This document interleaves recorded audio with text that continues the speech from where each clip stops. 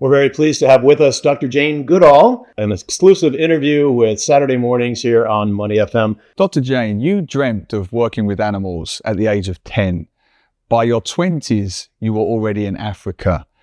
Then you had this extraordinary scientific breakthrough when you discovered that chimpanzees could use tools and proved to the world that other than humans, other creatures could use tools as well. You are a female icon. You have spent 60, 70 years working in animal conservation. What have you learned about animal and human behavior? Well, first of all, I learned from the chimpanzees how very, very like us they are. In many ways, we now know that we share 98.7% of DNA with them, and they are our closest living relatives in their non-verbal communication, kissing, embracing, holding hands, patting one another in reassurance, males competing for dominance, swaggering, shaking a fist, standing upright, reminding me so much of some human male politicians. And the way the mothers treat their growing offspring, the long-term family bonds, the long childhood, because young chimps, like young children, have a lot to learn, and they learn by observing, imitating, and practicing. So in different parts of Africa, they have different cultures. And shockingly, I discovered, like us, they have a dark side. They're capable of killing and even a kind of primitive war. But they also have a loving and compassionate side and can show true altruism, as when an adult male may adopt an unrelated infant whose mother has died and save that child's life. Dr. Jane, what are the further lessons that you think we should be taking from that at this particular critical moment in time for not only the planet writ large, but also for our species as we continue to seem to headlong into wars and destroying ourselves? You mentioned, obviously, the primates are capable of violent behavior as well, but they're not capable of destroying their entire living habitat as we are. Well, what should we be taking away from the natural world in terms of lessons for the future? Well, I think the most important lesson is that we are part of the natural world, even though modern lifestyles take people further and further away from the natural world.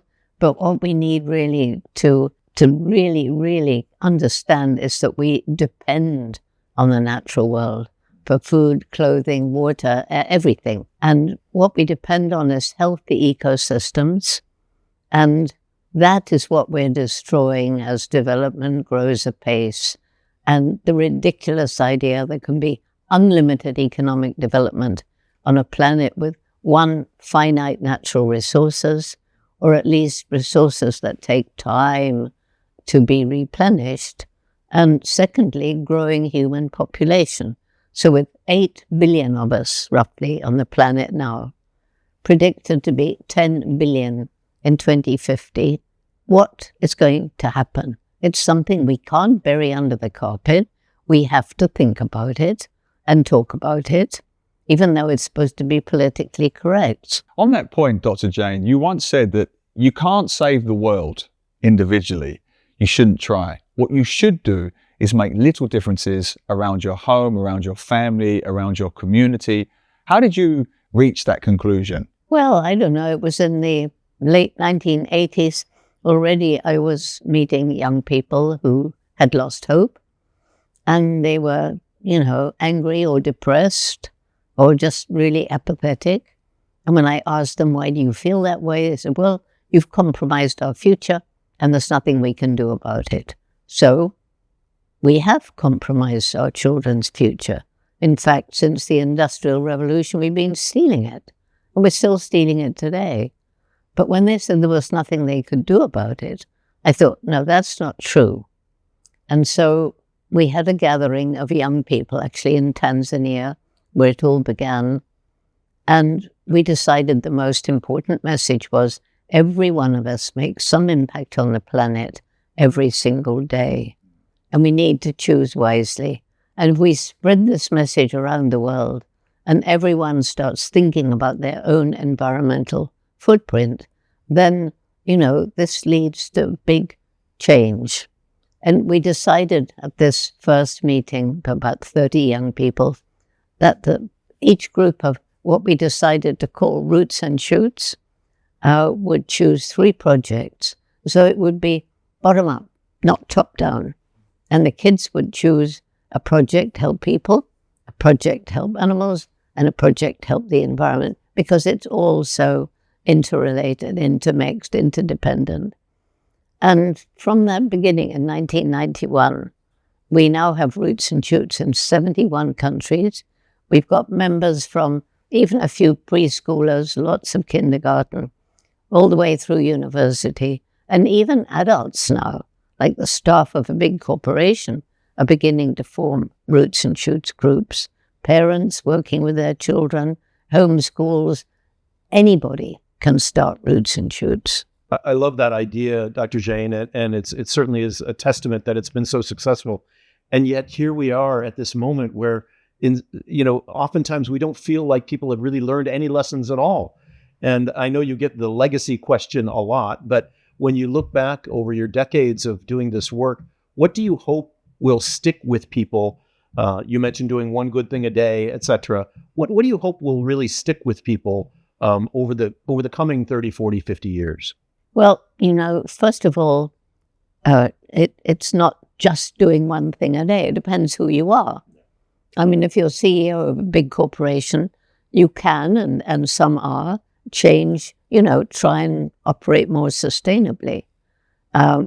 When kids start doing one thing a day, they realize they can do more, and they want to do more because they see they're making a difference. I travel around the world, crazy, 300 days a year, and I meet young people all over the world. And it's not that they can change the world, they are changing the world. And we now have all these, I call them alumni.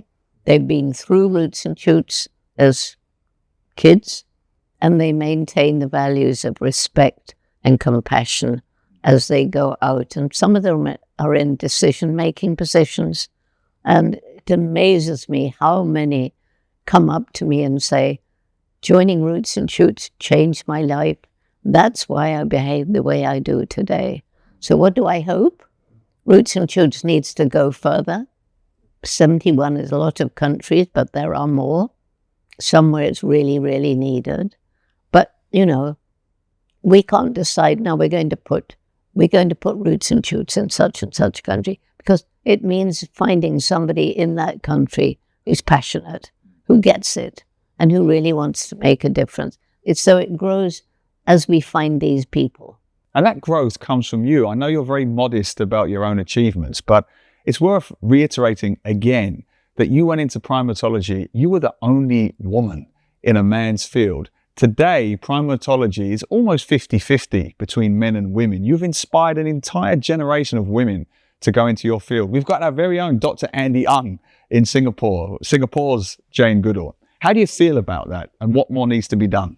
Well, first of all, it's very encouraging to see so many young women and older women. And, I've had so many say, Jane, thank you. You taught me because you did it. I can do it too. A young woman, I can't remember how old she was, in China. And when she read my books, this is way back when, she thought, oh, then I can do what I've always wanted to do, pandas. And she's now the big panda expert. So it's very encouraging. But remember, when I went into it, it was not a man's world. There was nobody out there. Three men, 2 working in South Africa on baboons, and 1 George Schaller doing gorillas. And yes, in universities there were men, but I wasn't in a university. I was out in the wild, and it was my world, not a man's world. In addition to the Roots and Shoots program that you mentioned before, where do you see the biggest positive changes happening? Is there a particular country, a particular industry, a particular world leader who's leading the charge? Where are you the most hopeful about the current progress that you're seeing in protecting our species and in protecting the planet? Well, I think the big change has been the growth of awareness. Go 20 years ago, and most people weren't weren't even thinking about climate change.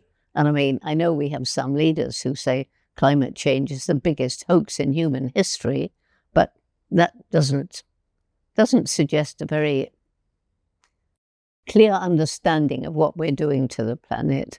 So more and more people understand what we're doing.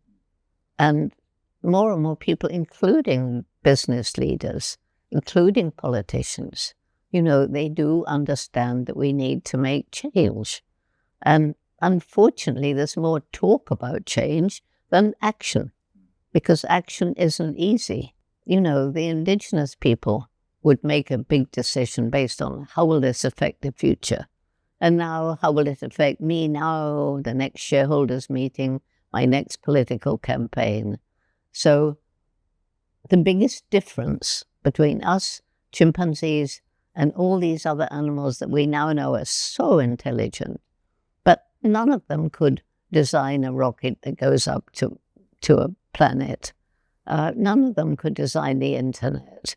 None of them could organize an interview like this.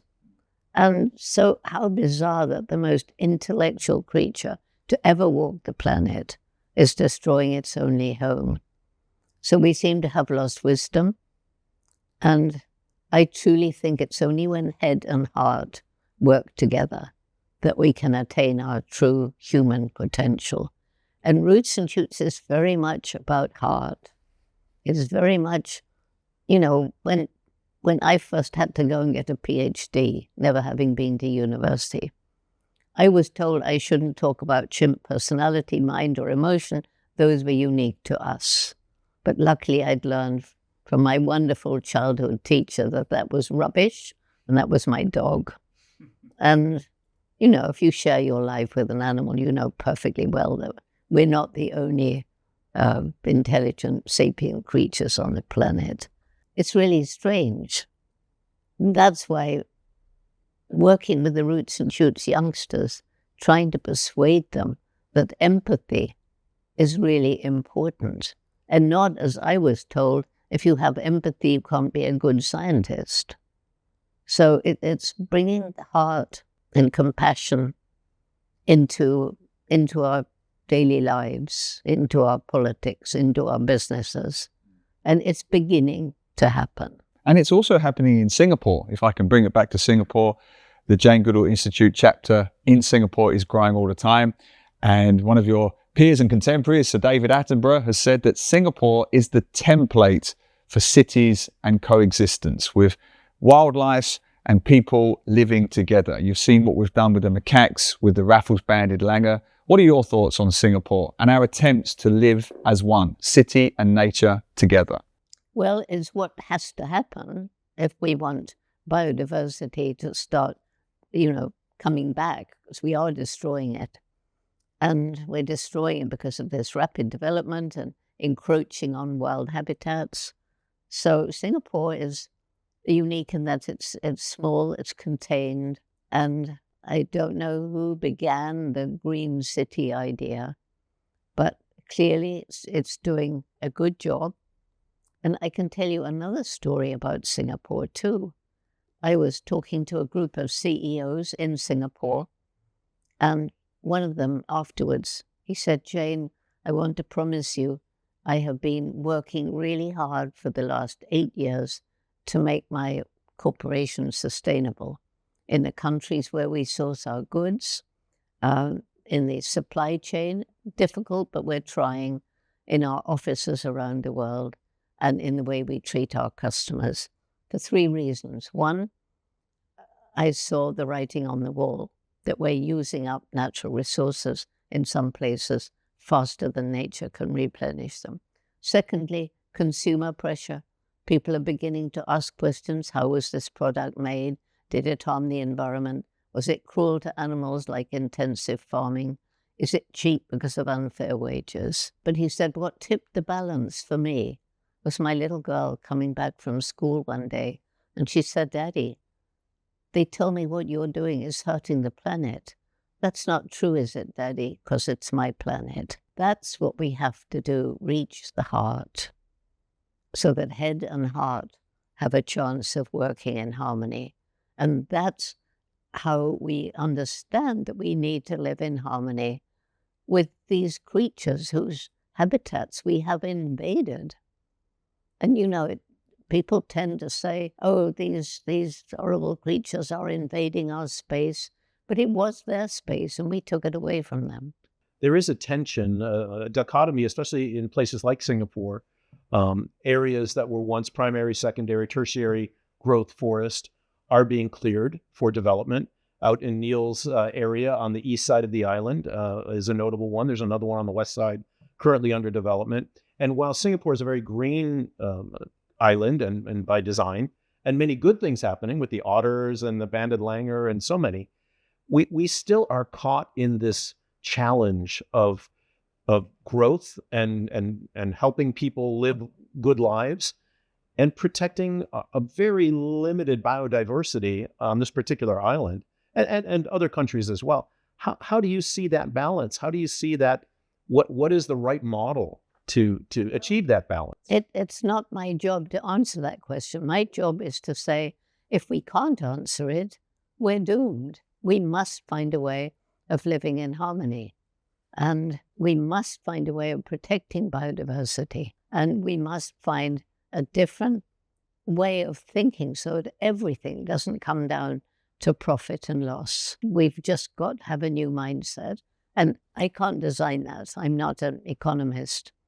But luckily, there are some economists who are struggling with this very situation, which is complex. People need good lives. Development is going to happen willy-nilly.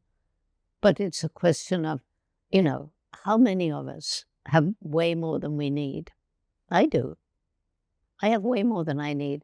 And I was lucky to grow up in World War II when we learned every day that you survived when you were quite, you had enough, but you couldn't go out and buy the kind of stuff that children do today. But it didn't matter. I mean, it was horrible in the war. People were dying, and I was only 5 when it began. But I did learn a lot of really useful lessons. So as I'm traveling around, I always try. I get put in expensive hotels like this one, but I do my very best to be as, economical as I can. I've got lots of tips, but we don't have time to talk about them now. So we need to learn to do with less. And we also have to alleviate poverty, because very poor people will destroy the environment simply to survive. Cut down trees to make some money, charcoal, timber, space to grow food, to sell or to feed their families. So, reducing unsustainable lifestyles, alleviating poverty up to a certain level, only then. I mean, we've got to change the way we live, or we are doomed. There's no question.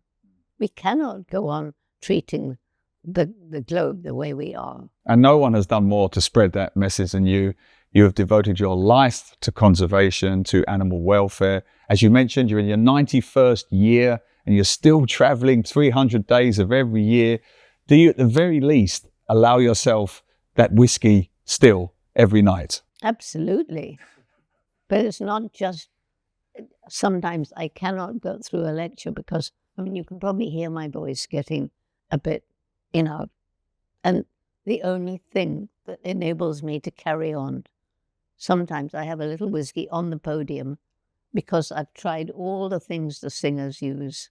A lot of singers, I've heard from a man who mics up, a big music festival, and he said, I would say 30% of them want a little swig of whiskey before they go on stage. So it is medically proven. I don't know if it tightens or loosens your vocal cords, but whichever it's meant to do, it does. Jane, I'm going to give you the last word, and any parting comments or hopes for the younger people and even the older people that will be watching and listening to this interview. Well, I think 2 things. One which I didn't mention before, and that is because the chimpanzees are so like us, that science was finally forced to admit we're part of, not separate from the rest of the animal kingdom. That opened the door, and we now, you've probably seen my octopus teacher. So it's not animals like elephants and whales and great apes who are intelligent, but pigs and dogs and rabbits and octopuses. And do you know goldfish have been taught to play football? Now you laugh and scoff, as would all the scientists even 5 years ago. But you can watch it. You can look at it on the screen. And there's a team of 4 here, a team of 4 there, or maybe it's 3. And there's a little goal each end. And they push the ball this way. I mean, this is true. And who would have believed that? Goldfish. So we now know how intelligent fish are. So I would say, one really important thing that people can do to help the planet and to help animals is let's ban intensive animal agriculture. A, for the horrible cruelty. B, huge areas of land are destroyed to grow the grain to feed them. Masses of water is used to change vegetable to animal protein. They all produce methane gas in their digestion, which is one of the very virulent greenhouse gases. So moving towards a plant-based diet is really, really important. But the main message I would have for young people is to remember, each one of you who's listening to me now, and I address you directly, you're in this world for a reason. You may not know it yet, but your life matters. And what you do every day is going to make a difference. So just remember that, and together we can move towards a much, much better world. Dr. Jane Goodall, thank you so much for being with us, and thanks for all that you have done over all of these decades to make the world a better place. Thank you. Money FM 89.3